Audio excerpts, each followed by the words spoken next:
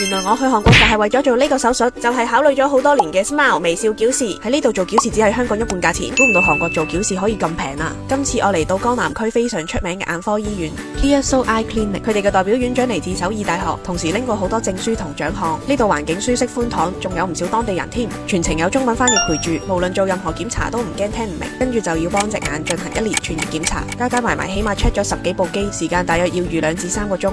之後就會有職員同你專業講解手術嘅過程同注意事項，無論係 LASIK 定係 Smile， 佢都會講得好清晰。仲有好重要嘅術後護理。今次我揀咗做 Smile， 簽完名之後就等院長做最終檢查，準備要同戴咗20幾年眼鏡嘅自己講拜拜。成個手術過程會有翻譯喺隔籬話俾你知每個 step。手術過程大約10分鐘，時間比想象中快，而且冇咩痛感。啱啱做完隻眼好清晰，然後會開始蒙，好似有層霧咁，之後就會有啲乾澀同酸軟，呢啲都係正常現象。等院長檢查埋手術切口，拎埋眼藥水就可以繼續行街啦。如果你都有興趣嚟韓國做矯視，留言 Clear， 我 send療程資料俾你。